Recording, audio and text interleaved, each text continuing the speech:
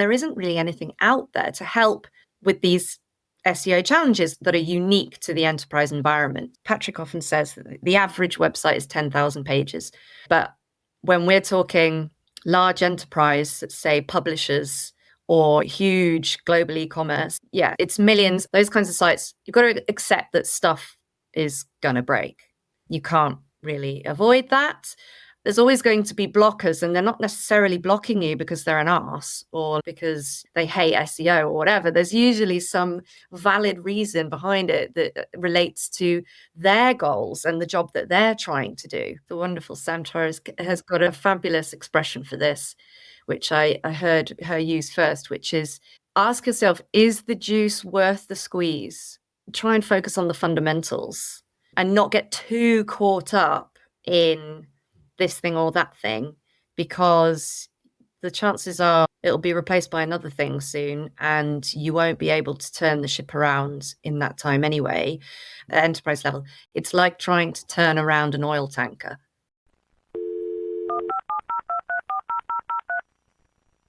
Hello and welcome to this week's episode of Search With Candour, the podcast where I interview the best and brightest minds across SEO and digital marketing.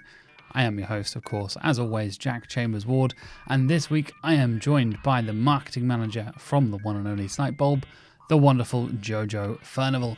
Jojo and I are going to be talking all about problems you're going to encounter when it comes to enterprise SEO. And you might be wondering why a marketing manager for a tool like Sitebulb, a SaaS product essentially, is going to be talking about enterprise SEO.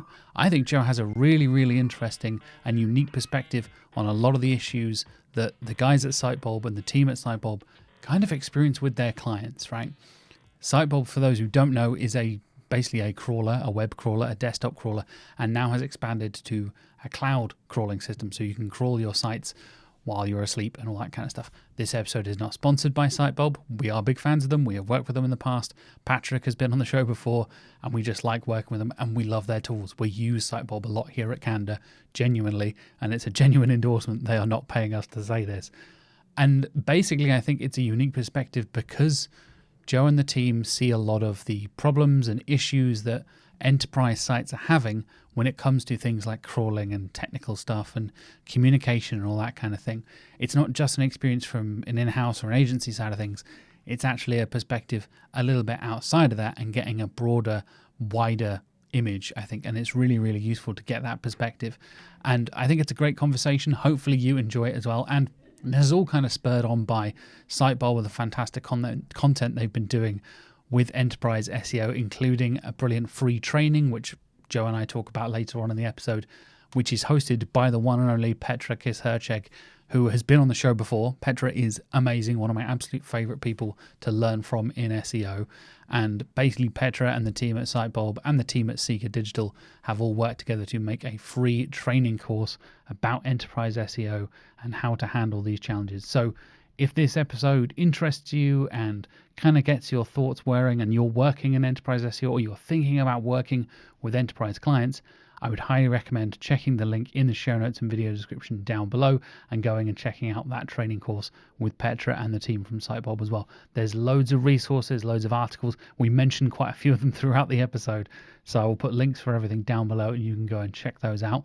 Speaking of things down below, if you haven't already, please do subscribe and like here on YouTube, and you can follow and leave a comment and rating on Spotify. You can also leave comments and ratings and everything like that on Apple Podcasts as well. So wherever you're listening or watching, please do get engaged, get involved, and let me know what you think of the show, and let us know kind of guests, kind of topics, what you'd like me to talk about in the future, because I've pretty much got the rest of September and October planned out already, as well as, of course, Brighton SEO, the live podcast coming up and all that kind of stuff as well.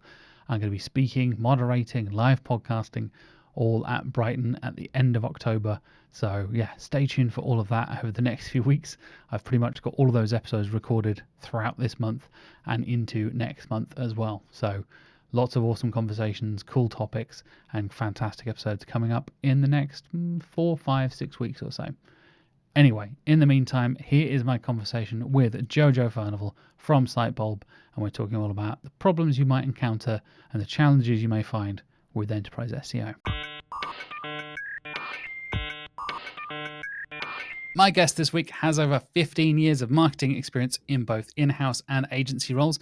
They are a webinar host, a content strategist, and a speaker, sometimes reluctantly public speaking, as well as a poet, writer who has written about topics such as mental health, LGBTQ+, and well-being in the workplace. Of course, they are also the marketing manager at Sitebulb. Welcome to the show, Jojo Furnival.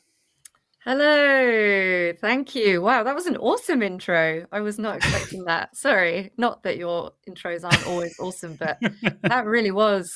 Yeah, wow, thank you.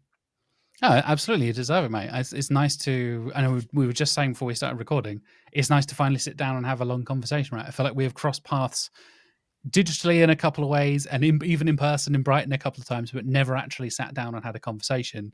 And I feel, I'm sure a lot of the listeners and viewers know Sitebob. We've had Patrick on the show a couple of times before as well. And I know I've appeared in the chat in a few Sitebob webinars over the years as well.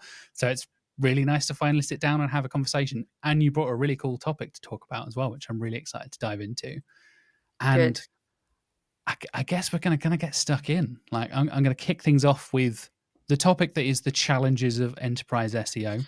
We've kind of touched on enterprise SEO a couple of times over the years on the show, but I guess I want to kick things off with why you think this is an important topic to talk about. Why is enterprise SEO something you're thinking about, something that Sitebulb was thinking about, and something we should all be thinking about in the industry in 2025? Yeah. Okay. So I probably first time I thought about this as a topic was actually late last year. It's been a bit of a long time coming. We obviously at Sitebulb we've launched Sitebulb Cloud, and so we work with a lot more enterprise customers now. And I'm speaking to these customers on a semi-regular basis, and I'm finding out, how they came to us, what their pain points were, what issues they're experiencing in the workplace, or when they're trying to do their best SEO. And a lot of the same challenges kept coming up. And the interesting thing for me, I suppose, looking at it was, okay, quite a lot of these challenges are, there's a running theme here throughout these, and there isn't really anything out there to help with these SEO challenges that are unique to the enterprise environment. So we found that a lot of them are people problems that come about when an organization gets to a certain sort of size or complexity. And of course, you've got when websites get to a certain size and complexity as well. So that was what I discovered, chatting to our customers. And then we wanted to put together some resources to help budding enterprise SEOs and SEOs that are already working in an agency environment or within an enterprise, but at enterprise level, try and navigate this world a little bit better, because it's quite a different kettle of fish to sort of what we think of as normal SEO. Yeah, I think that's like you said, the two sides of it, of the complexity and size of the company and also the complexity and size of a website are, they seem like a fairly small difference, right? Like, oh, what's the difference between a company of 100 people or a company of 20 people, or the difference of 1,000 employees? Like, that's quite a big difference. That suddenly becomes, Huge. and I remember Mark having a conversation with me when I joined Candour.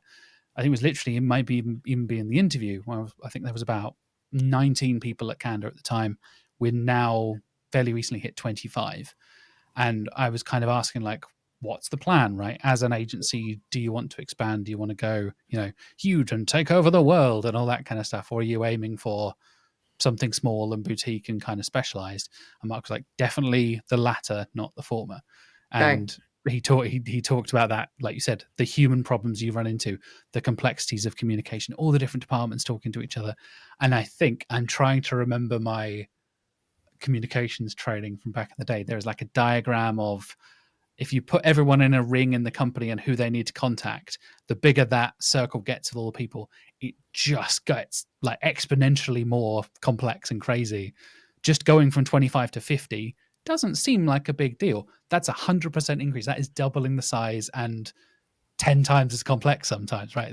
It's the maths isn't as simple as it sometimes seems, it feels. No, absolutely. We had a webinar, actually, a Sitebulb webinar discussing the enterprise SEO challenges.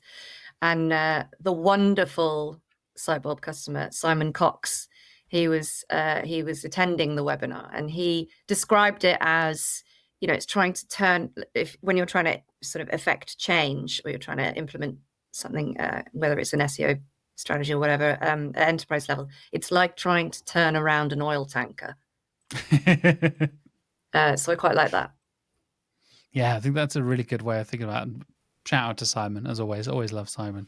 And I think that's a really interesting kind of place for us to start with those challenges, right? Because I think, like you said, you being a person who's having those regular conversations with the customers, for me, coming from the agency side of things, to be a disclaimer and all that kind of stuff, Sitebulb are not sponsoring this episode. We just like you guys.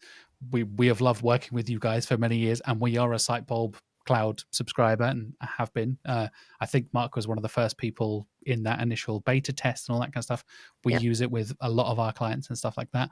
But this is not sponsored. But I think it's a credit to you guys of what you have done to build that kind of relationship and the dynamic, and to expand from, the desktop crawler to a cloud crawling that gives you that tool as an SEO to do bigger, more complex jobs.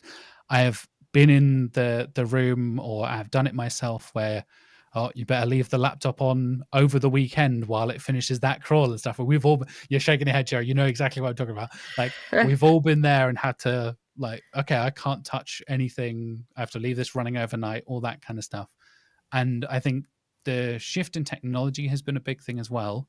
But again, credit to what you guys are doing with the webinars, with the training you've created with Petricus Hersheg as well, the hub of knowledge and blog posts and articles you guys have been doing.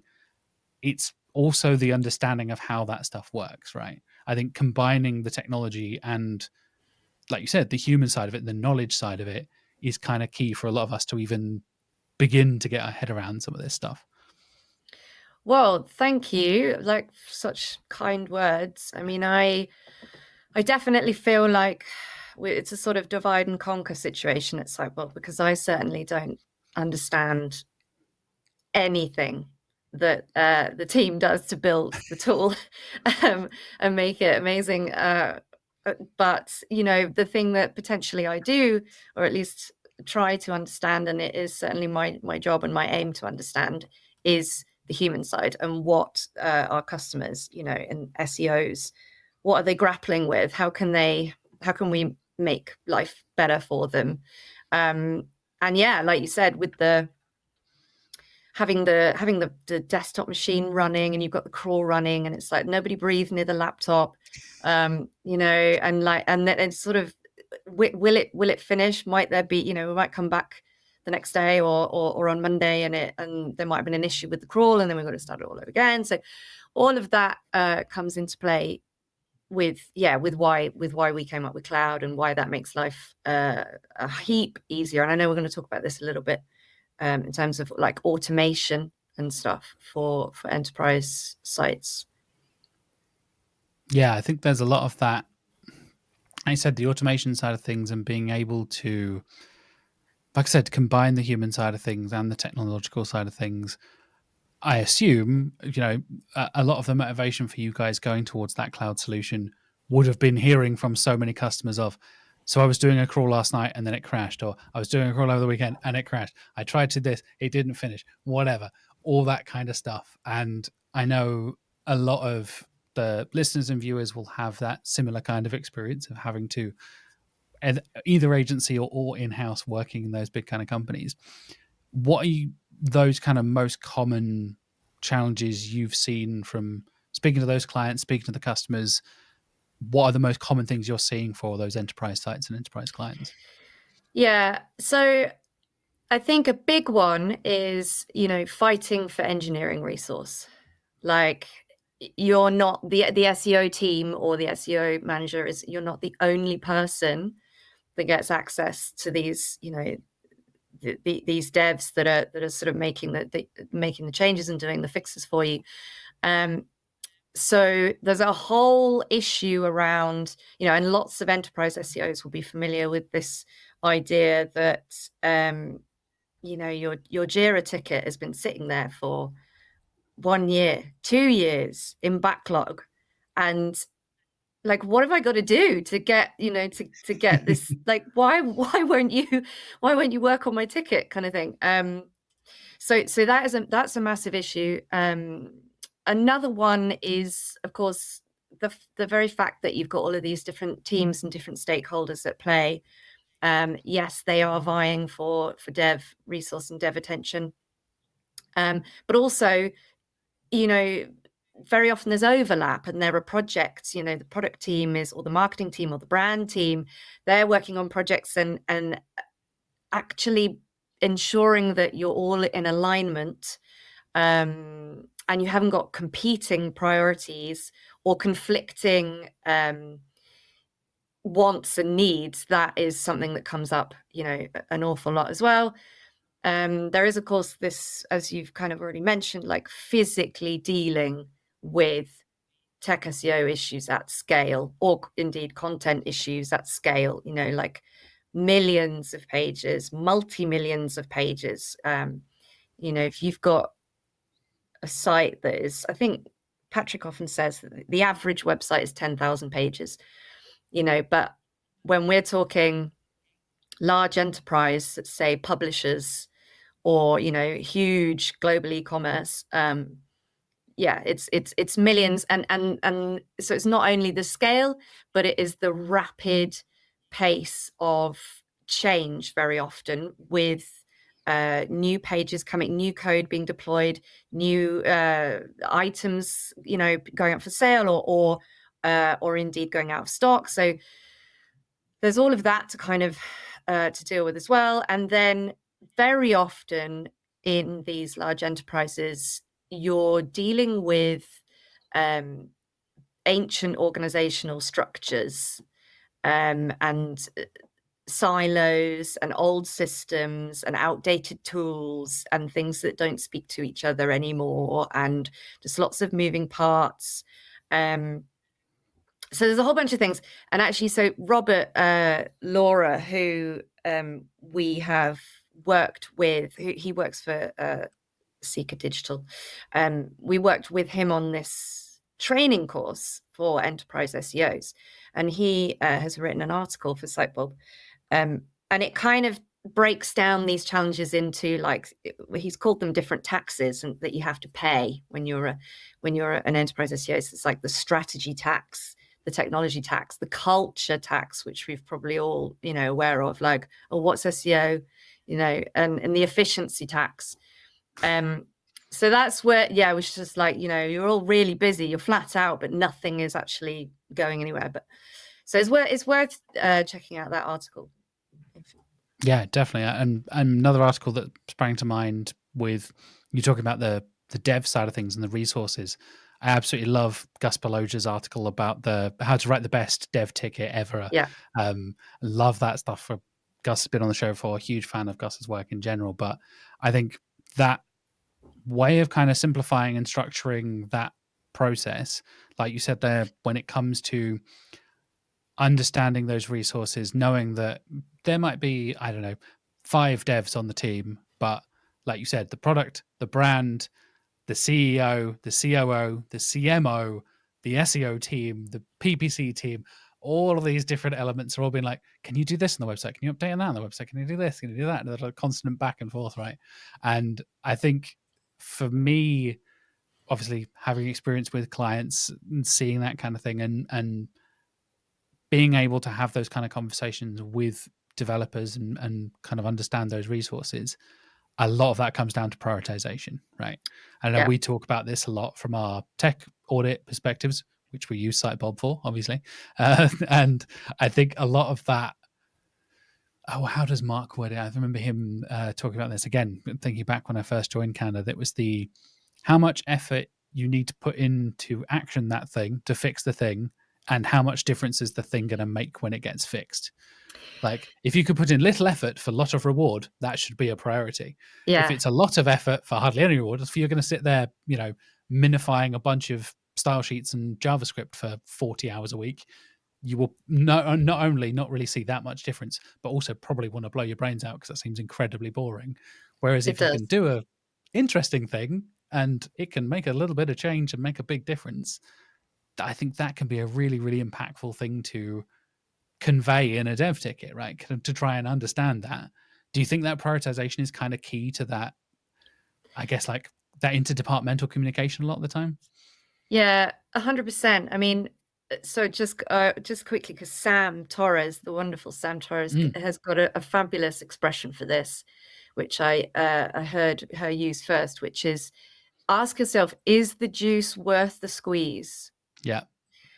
So I love that. I think that says it really well. But but the where it gets complicated is because you might think it's worth the squeeze, or you may have a skewed view or interpretation of of exactly what constitutes the squeeze, because you're not the dev, right? You're not actually going to do it.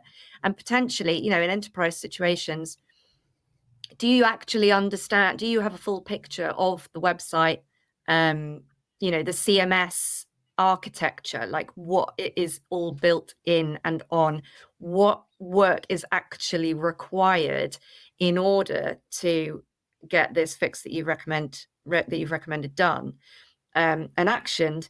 Because very often, you may not be understanding the full picture. And I think that's where, like, it's really important to have that kind of active listening with your, join dev sprints. How can you get more involved with what they're working on and what they're dealing with, and understanding their sort of work cycles and the story points and the effort required to get these things done. And then that is going to help you a lot, in the long run, to be able to say, is this a battle that I want to, fight? Is the juice worth the squeeze on this one? Or is there something else that we could be doing, a quick win or an easier fix that the dev team will be happier to push through? Yeah, Otherwise, definitely. then you end up with that's why the ticket's been sat in backlog for 2 years. So, I think you get a lot of that, and I'm glad you brought up the almost like the alignment between departments, right? I think that was pretty much the overarching theme of last year on the podcast was we need to not be working in silos. And I know you brought up earlier there, Joe, talking about even SEOs we're very guilty of this and just being like, oh, we're doing our own thing. We know, like you said, we know this fix will help us from an SEO perspective. And cool, but does that actually help the customer or the user does that completely screw a UX thing or make something else more difficult for the PPC team or the branding team? Are you aligned and all this kind of stuff? And I think that kind of transparency, open communication kind of stuff, obviously much easier said than done. I'm not saying we all just oh, for everyone sure. should be in every meeting all the time. That's not the real world. But I think a lot of that stuff is so beneficial when you can kind of almost get allies, for want of a better phrase. I like to get other people on your side, like the SEO and the PPC team and the print marketing people all want this thing to happen. Yeah, You then have more of a collaborative kind of thing, and it feels less like department versus department, and you can actually kind of work a bit more together, right? I feel that that's how I often have those conversations, even if we're working as an external agency with another external agency, you can right. still work together for the benefit of the same site and the same client, right? Definitely. And another sort of tip that has come up recently that I've heard of is, like, if you're listening, if you're sort of making friends or making allies in these teams, and you're keeping your ear out for what they're working on, what projects they've got, that are coming up, that they're trying to action, you can piggyback off that. Maybe there are some fixes if these involve templates or pages that need changes. you've got a better chance of being able to add your recommendations into those tickets because the work is already being done for another team as well. Yeah, that's an interesting way to think about it as well. Actually, I hadn't even thought about it, because I was thinking of like you almost create the ticket with the other person, but seeing, like you said, what is currently active and how you could potentially benefit from that as well in as an SEO is a really nice little way of kind of teaming up and collaborating a bit more and being more aligned with other groups as well. And I think you mentioned there like how difficult it can be for us as SEOs to understand what CMS is actually doing. And I have had so many times the dreaded word, it's a custom build. And everybody in the team goes, oh no, okay, here we go. Like, it's not built on anything. You're like, okay, right. Yeah. And the dev is some freelance guy who we don't speak to anymore. Okay, yeah, brilliant. Okay, what's the plan? Do we have CMS access? Is that even a thing? All those dreaded things. And I said, when it gets to enterprise sites, sometimes you find they end up running on some pretty weird platforms and pretty weird. Oh, you're still using Joomla, I guess? Like, Yeah. sure. That was built in 1997. Like, okay. Yeah. Have you encountered that kind of thing from like almost like you said, the outdated technology stuff, right? You get into that, I guess a bad habit a lot of us have of, if it ain't broke, don't fix it kind of thing. Like, yeah, Mm. but you probably should think about updating and again, prioritizing that kind of stuff, right? Yeah, absolutely. And then, I mean, I think then it's like, it reminds me of an article that Amanda King wrote for us as well, which it, it, it was very clear, it's talking about educational institutions, but sort of websites that have got tons and tons of different different, what are they called? Not departments or divisions. Anyway, forget that. But because they're on outdated systems and they might be across multiple different, you know, pieces of code or software, in fact. So I think you actually have to cultivate quite a thick skin. And I'm sure I've said it before, but pick your battles. And if find out who your players are, who your key players are, are you going to be able to change their mind or convince them of, the importance of a certain activity being done, or the CMS being changed or whatever. And the best way to try and do that is to speak their language and convert it into, ideally, like, the cost of inaction or the potential cost benefit or other kind of benefit. Brand might be looking for a different kind of benefit of actioning this, and that, even if it's a guesstimate, even if it's or an estimate based on, you might be able to find data online of case studies of, let's say it's to do with performance, and it's improving, one of the core web vitals by X%, and it's, so you can try and work these things out, and then your best bet is to try and be persuasive in communicating that story by using the language that these other stakeholders understand, and then hopefully get that across the line. And if you can't, it is a case of, very often it's a case of, well, what can we do? What Yeah. can I do to affect, change here? Yeah. I think that's a really interesting, again, kind of not reframing of the prioritization necessarily, but you often get into that situation where this is the ideal scenario. Here's what we would love to do.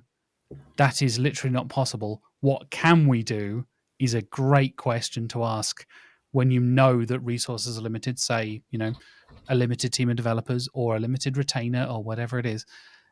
What can we do with the time that we have, with the resources that we have, is a way more important than question than just saying, this is the highest priority thing, we should be doing this. Like, cool, maybe we should, maybe we will in the future, but if that's not possible right now, there's no real point having that conversation, right? You can't really pitch impossible solutions to problems. So No. when you're thinking about that kind of process, I guess, like, is there a way you have that conversation with, if you're taking the feedback from Sitebulb customers and things like that, when they're saying, oh, we love to do this, we'd love to do that, we really wish Sitebulb did this or did that. I guess you're thinking about it from another side as well, of like, well, that is not possible. This could be possible. That is something we can aim for in the future from you guys as a tool and as a SaaS provider, right?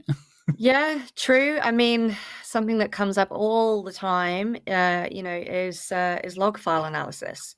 Mm, Um, it's interesting though, actually, with that one, just as an aside, is I feel like some SEOs are just all about it, and then other SEOs are just like, I just don't really deal with log files. I just do. yeah. So I think it's a bit like Marmite. I don't know. If you're into them, you're really into them, and if you're not, then it's. But so and from our perspective, like, yeah, we've been working on infrastructure this year for most of this year, so which was really necessary but not sexy to talk about particularly, or get customers excited about. You're like, oh, what's Sitebulb done this day? Well, it's like, well, we've made the tool really, really tight, and like really stable. It's like that's not fun. Where's We all don't your want it whiz? too stable. We enjoy the release notes too much, Yeah. We want True. more of You want more Patrick's Berry bugs? release notes. Yeah, Yeah. exactly. More things breaking, please. But yes, but just for all of you log file obsessives, that's pretty much the next thing. That's don't worry, it's coming. It's There you coming. go. That's a tease right there. We're Appreciate we're cracking the whip. Yeah. that. So when it comes to like I mean, you hinted at earlier with the cloud stuff. I think automation is a big conversation when it comes to doing stuff at scale, right? And it's obviously, and again, we're not going to get too much into this, as there'll be a whole other episode.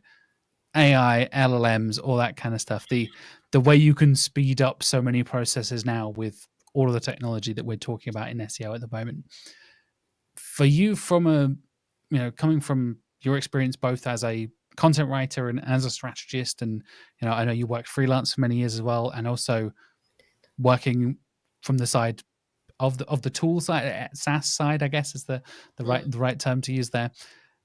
When you're thinking about things that should be or can be, I guess, again, what can we do? Going back to that, I should use the right term. What can be automated, what should be automated, and what still needs that human touch? Because I think a lot of, to give like, I think a bad example of how some agencies do it, naming no names, etc., but would take something like a Sitebulb or a Screaming Frog crawl or whatever it is, and then just throw that at their client and be like, there you go, problem solved. Or just like, export to PDF, send to email, problem solved, like that kind of thing. For me, I think there should still be, I can see you shaking the head there, Joe. Hopefully, I think we're on the same page here. There should still be that human touch and the human testing and knowledge and all that kind of stuff in pretty much all of those processes. I might be wrong.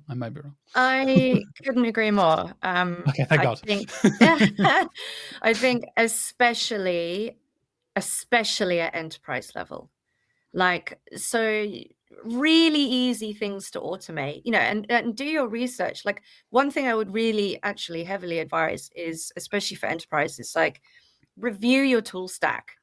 And what's it they say is like, anything that does not serve you, let it go, or what, in mindfulness, do the same with your tool stack. Like, you've got all of these, very often there are far too many tools, and what are they really doing? Very often you can just consider, what do I really need? And we're talking about automation. So one thing, for example, that you can do, and that would highly recommend and make everybody's life easier, is you can automate your crawls. So just set up, or your audits, set up a schedule that works for you and the business. Like, it might be weekly crawls. You might do a once a month, like, sort of whole crawl or much bigger crawl, and then do smaller sort of sample audits of different templates. That's another thing, is like splitting your pages up into meaningful templates will allow you to spot issues at scale a lot easier without having to go to like the page level on everything. Especially when there's like thousands and thousands and thousands and thousands of pages per template. And then you can also, automate the data exports. So of course, you can do all of this is possible in cloud. It's also possible on desktop, but you have to have your computer on. So that's the issue there.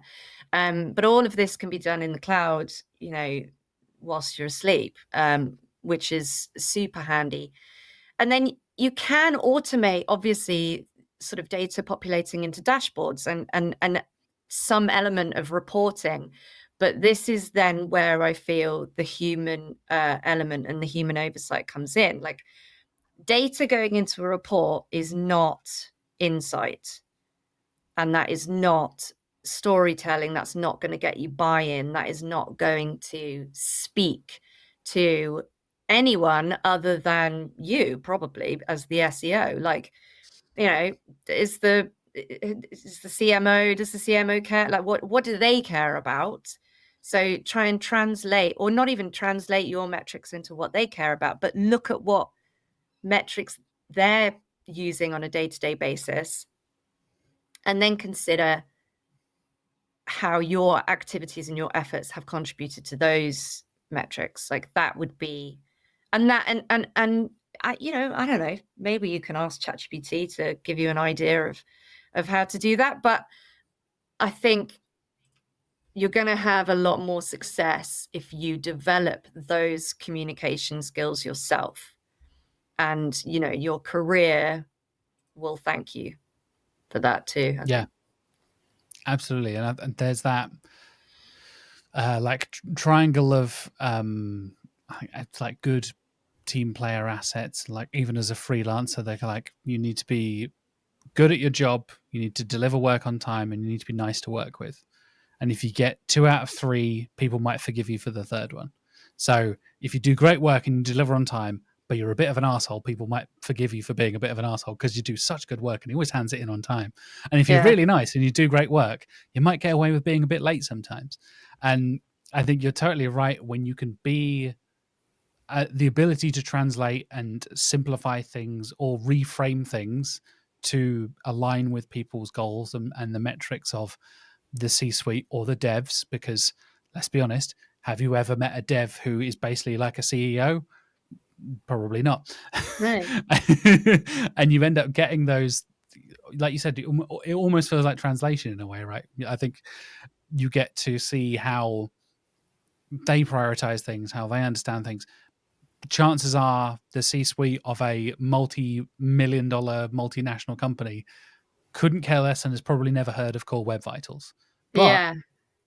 the fact that you can improve your page load speed, which means things load faster so people can buy more products that makes more money, Yeah. it's that connecting thing, right? It's like you said there, it's not even necessarily a translation, it's a correlation between, by fixing this thing, this is how this affects your bottom line for your Yeah. department and your kind of KPIs, right?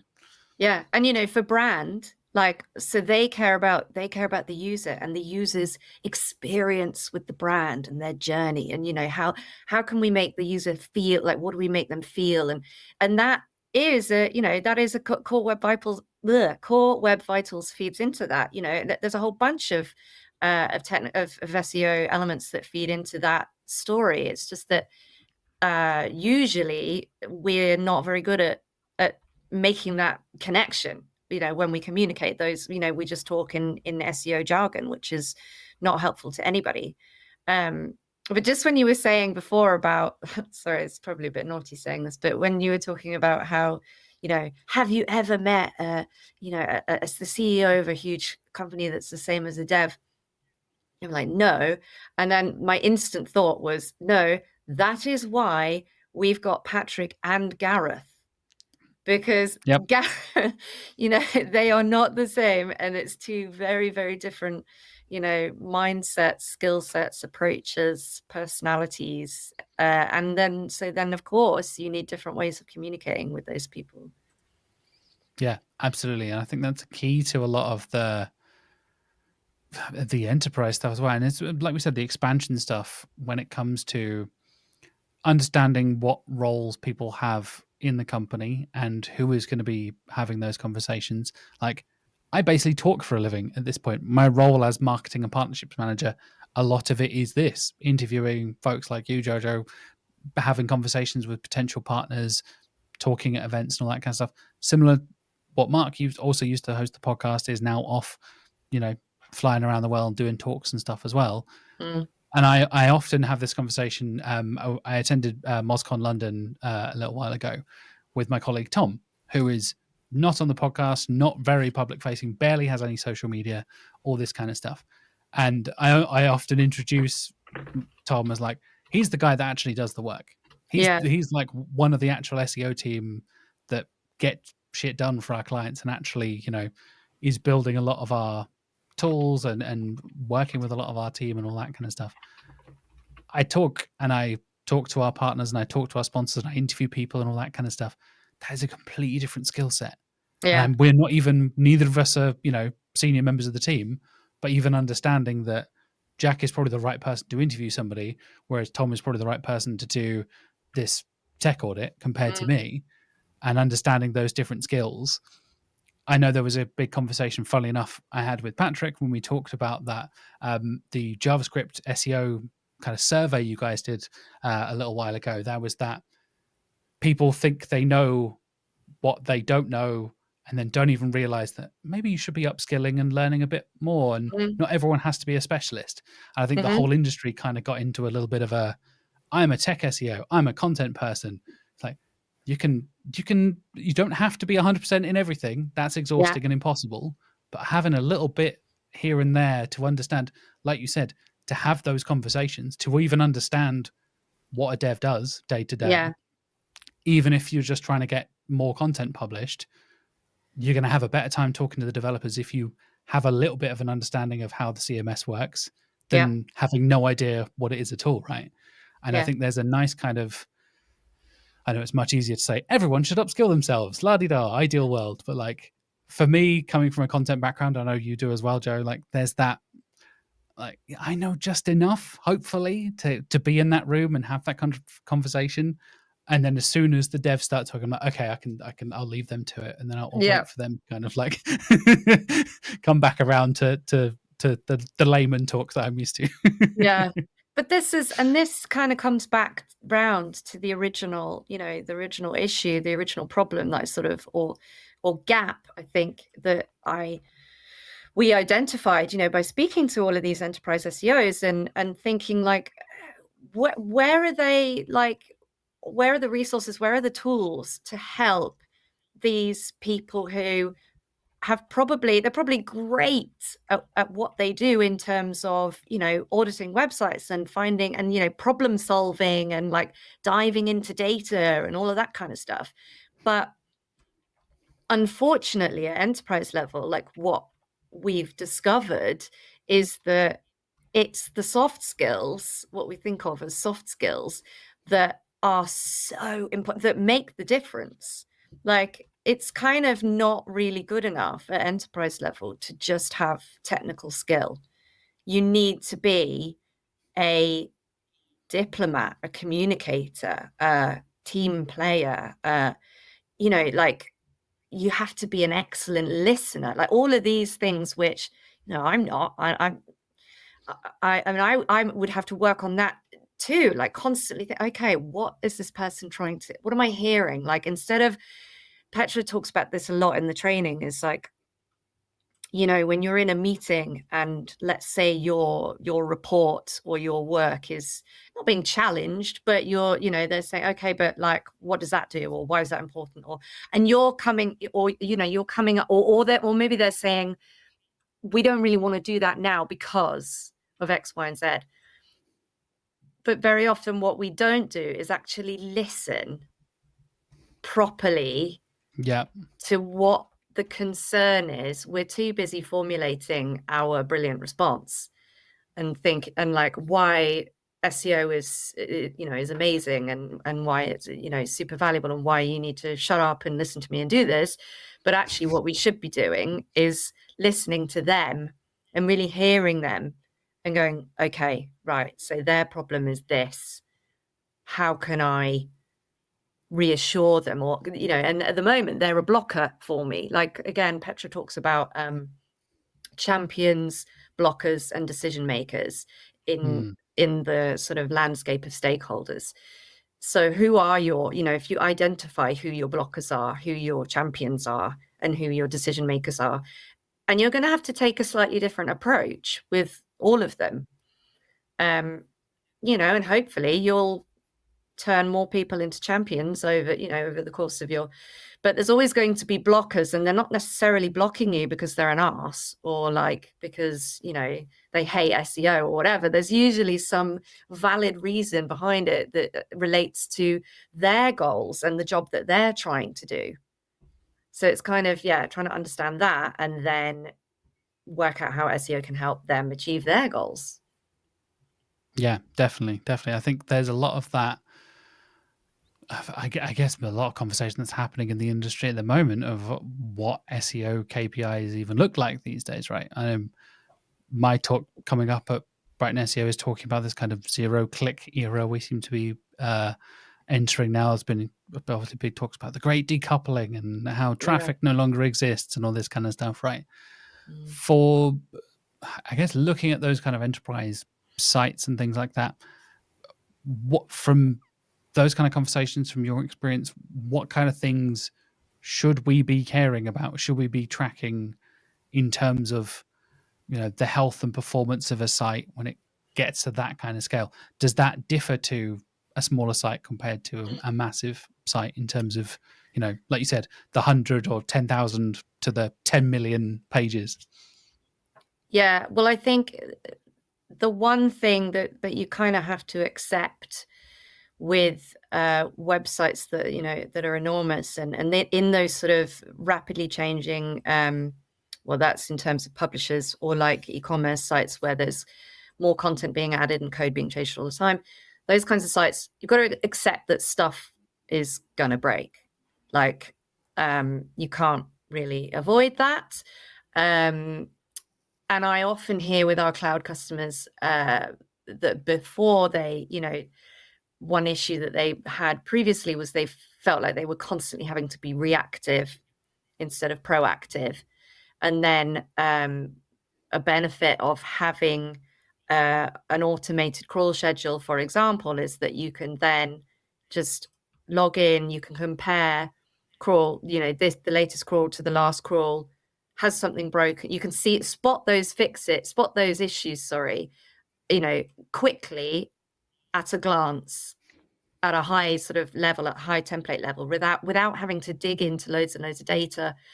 So yeah, so I think the stuff is going to break. So in terms of metrics, really what you want to be looking at is stability, I think, of indexed pages. And that is another conversation that does come up a lot, is that, you know, Google is indexing fewer pages, etc.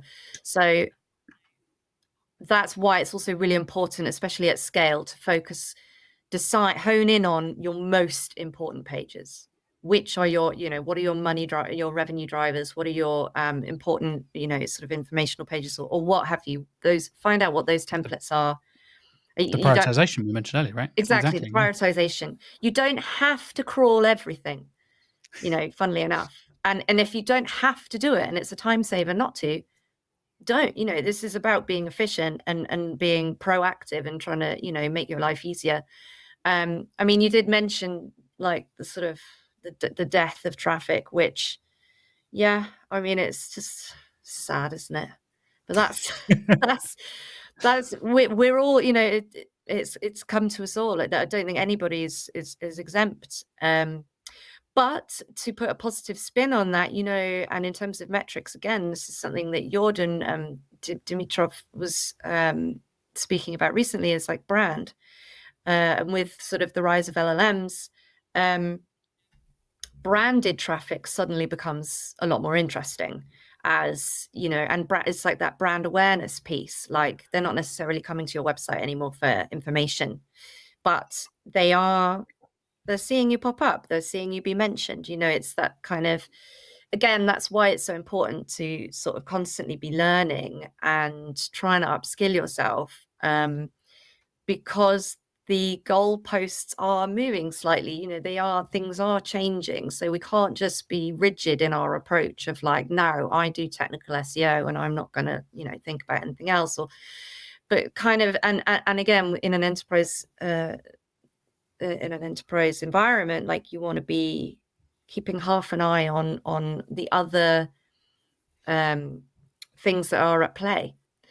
And the old chestnut of like revenue, ultimately, like everything comes back to revenue. Like none of us would have jobs if these businesses weren't making enough revenue. So if that's the number one thing that the business cares about, that's what you need to tie your performance back to. Like, are the pages generating enough revenue?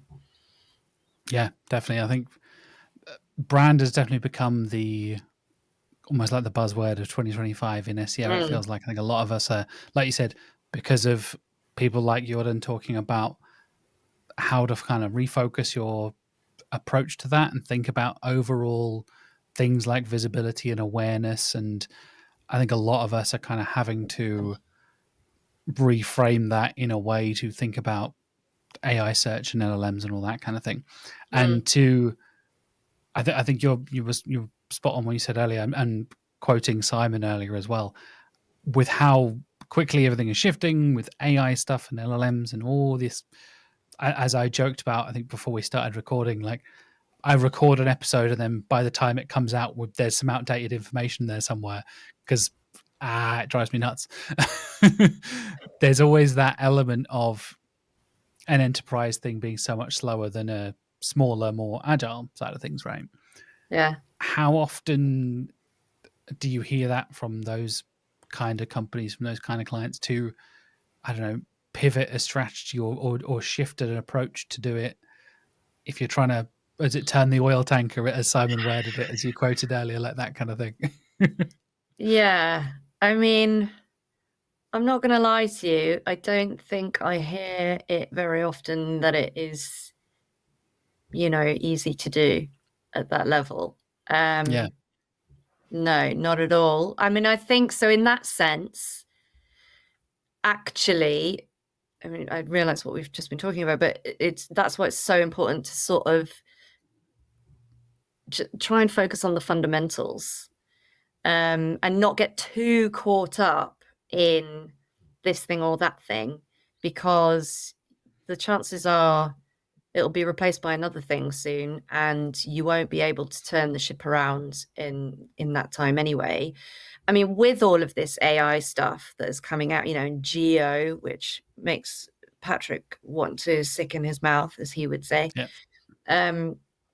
It's not a lot. It's not really any different. Like it's not substantially different. Like Aleda obviously has come up with, this checklist that there are some nuances, there are some differences, but fundamentally, it's SEO. Good SEO is geo, or is optimized for AI search. So yeah, just remember that.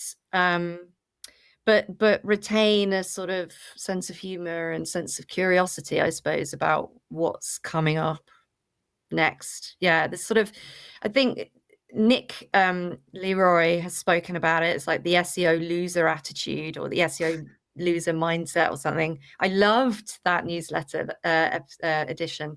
That was such a good one, because it's true. Like a lot of SEOs right now or this year have been really disgruntled, and really like borderline like aggressive about the changing nature of SEO, and about the introduction of AI and all, and I mean, and yes, Google kind of the stealing of clicks and all of that.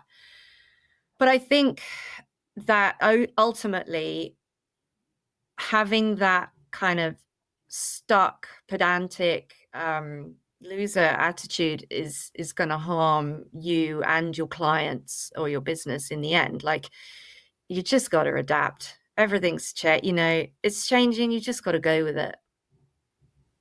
Yeah, absolutely. 100%. I think, like you said, the GEO versus SEO whole debate is exhausting and pointless at this point. I agree with you that I think so much of that fundamental good SEO is still good GEO. And yes, we need to measure things in different ways, and there are Yeah. some nuances to it, but not to quote Google in that kind of way, but like good content is good content, like Yeah. good SEO is good SEO, right? Like if you're doing the fundamentals right, you're going about it in a way that genuinely provides value for people who are reading, watching, whatever format you have for your content, then Mm. that it still works. It's still, we can still survive this shift in the industry and in the landscape, I think, in many ways. Mm. And I'm glad you kind of ended on a positive note there, because I always feel guilty by the time we get to like the 45-minute mark. It's all doom and gloom and existential dread. It's funny enough, I had this exact same conversation with Sam and Tori when they were on the show. The last like 10 minutes was like, oh god, it's going to be the Matrix and the robots are taking over and it's the end of the world and what do we do? Oh no, oh no.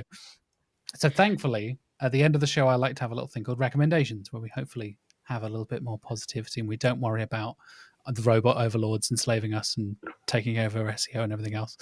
Okay. So what is one actionable thing you'd recommend for the viewers and listeners to start doing today, Joe?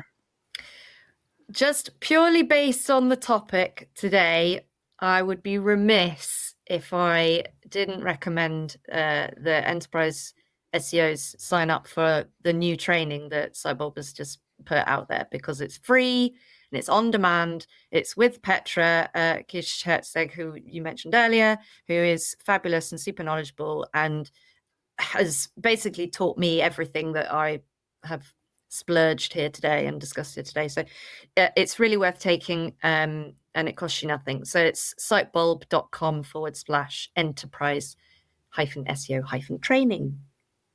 Lovely. I'll put a link for that in the show notes. Obviously, links for everything we're talking about. There'll be plenty of Sitebulb articles and stuff to go and check out in the show notes as well. Coming from a tool and software recommendation now, what is one you think that deserves a bit more attention that we might not be using enough?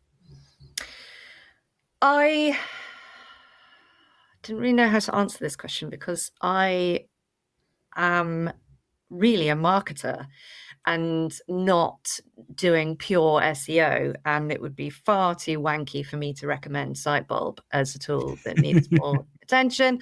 But so obviously some tools that I've heard about and things that have come out lately from people who are fabulous is the rendering difference engine, which is the new Chrome extension from the team at Graydot, which will allow you to compare the response versus render in terms of your JavaScript SEO auditing. It will only do it page by page, whereas with Sitebulb you can do it in bulk. But that is a really handy free tool for anybody who wants to go and check it out and see if anything is changing between the raw HTML and what is being rendered. Yeah, definitely. I have got that installed on my Chrome as we speak. Nice. Definitely use that regularly. And again, shout out to Sam, Tori, and the Graydot team, always doing amazing work. Yeah. And last but not least, something not SEO related. What have you been enjoying recently, Jojo? A video, a book, an article, a podcast, TV show, whatever you fancy. What do you want to talk about? What do you want to give a shout out to? I am borderline obsessed with this podcast called My Victorian Nightmare. Ooh. Yeah, it's absolutely great. It's hosted by this wonderful woman called Genevieve Mannion. And her intro is something like, she's like, basically it's a podcast about ghost stories, terrible accidents, horrific things that happened in the Victorian era. And she says because she finds it oddly comforting, which I actually do too. It's a really odd thing, kind of listening to these like dire stories from a couple of centuries ago and thinking, oh, this is nice bedtime fodder. It's a weird thing, right? I think that's become like horror podcasts, the true crime stuff has all become a bit of a like subversive comfort media for so many people at the moment. And I think I really like the historical twist on it as well. Like Yeah. being able to kind of get a bit of the, not just the horror side of things, but No. also a I don't know, a change of setting, change of pace in a way, kind of Yeah. thing. She does it. She's quite sort of creative with it and sort of theatrical, but she also has, so she sort of does these little reenactments. She's like, and if Mm. you will follow me into the seance room, and she does these, she'll describe what's going on, but she's also got one of the most soothing voices I think I've ever Mm. heard. So you could just listen to it to go to sleep. I do listen to a lot of podcasts to go to sleep. I might have to give it a go. I might Okay. have to give it a go. I think there's a lot of that kind of, I don't know. As a podcaster myself, I'm always wondering if I should take that as a compliment. If people are like, "Oh, I fall asleep to your podcast," I'm like, "Thanks." I Oh no, think you should. I think it's a is that the huge highest compliment. compliment? Yeah, absolutely. Absolutely. It's like you've got such a smooth voice. It just, drifts, sends you off to the land of Nod. I'll take it as a compliment from now on. Thanks, mate. Okay. Yeah, definitely. Awesome. Well, Jojo, if people want to follow you, if people want to follow what you guys are doing at Sitebulb, where are the best places to find and follow you? Oh, crikey. Well, probably on LinkedIn for me and Sitebulb. I am on Blue Sky as well because there was sort of that mass exodus from Twitter over to Blue Sky, but I'm probably less active on there if I'm honest. But yeah, LinkedIn, I would say. I would love to. I would love to hear from anybody who is interested in giving me feedback about Sitebulb's webinars or writing articles or collaborating in any way on content or helpful information for SEOs.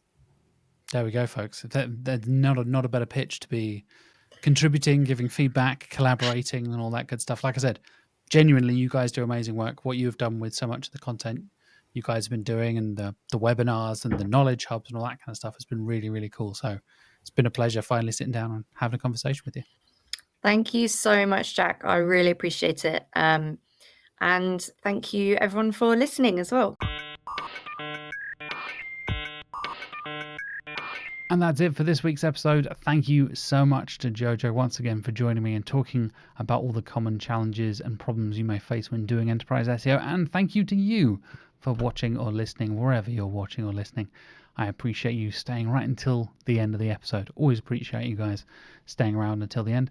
Like I said at the top of the show, I will be at Brighton SEO. If you haven't already got your tickets, we are doing a live podcast collaboration with the SEO Mindset crew of Sarah and Tasmin on Wednesday the 22nd. I'll be speaking on Thursday the 23rd in Auditorium 1, and I'll also be moderating on Friday the 24th as well. I'm going to be a busy boy at Brighton, to say the least. So if you are going to be in Brighton in October on the 22nd, 23rd, or 24th, you're coming to Brighton SEO. Hopefully, I'll see you there. In the meantime, like I said, thank you once again, and I will see you next week. Have a lovely week.